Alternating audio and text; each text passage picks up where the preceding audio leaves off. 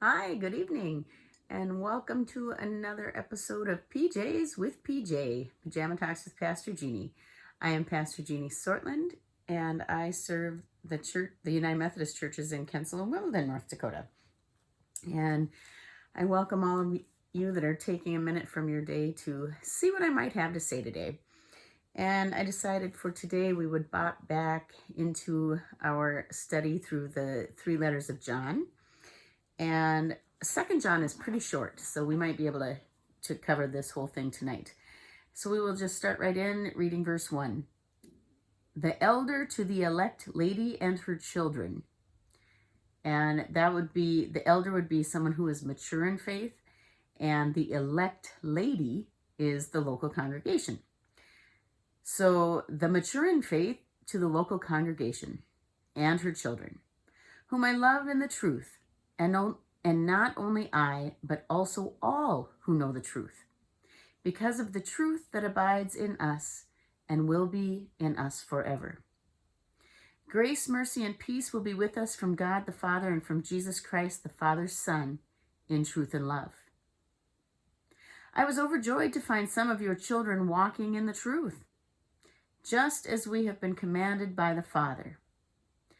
But now, dear lady, and so this is dear church, I ask you, not as though I were writing you a new commandment, but one we have had from the beginning. Let us love one another. It's hard to get away from that commandment, isn't it?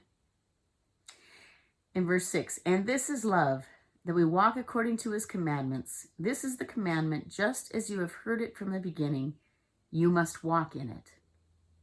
Many deceivers have gone out into the world, those who do not confess that Jesus Christ has come in the flesh. Any such person is the deceiver and the Antichrist.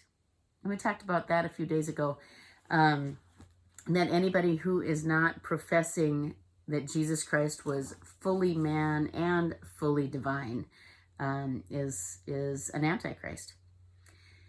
Verse 8, be on your guard so that you do not lose what we have worked for, but may receive a full reward. Everyone who does not abide in the teaching of Christ, but goes beyond it, does not have God. Whoever abides in the teaching has both the Father and the Son.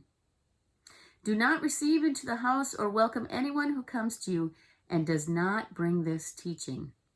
For to welcome is to participate in the evil deeds of such a person.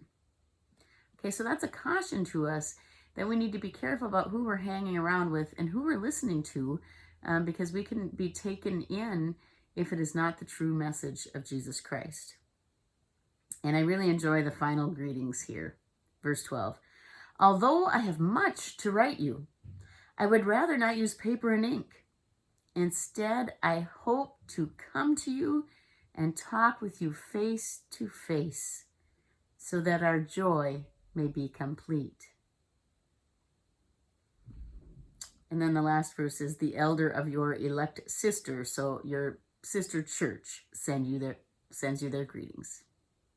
And I just really like that I hope I can come and talk to you face to face, so that our joy may be complete, because I think that is what we're all hoping for right now. And then in my Wesley Study Bible, the life application topic for this letter, I really liked. So I will read that now. The two most important terms used in this letter are truth and love. In fact, John would say faith that is devoid of these two things is really no faith at all. Okay, so if you are not truthful and you are not loving other people, basically you don't have faith.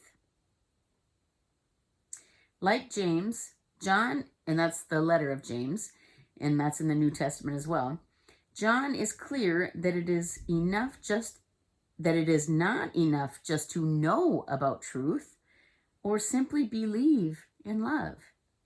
For the Christian community, knowing and believing must absolutely lead to doing. This is why John writes, I was overjoyed to find some of your children walking in the truth. Such joy should be the barometer of whether truth has really taken root in our contemporary churches. So that is the measure. Are we training up young people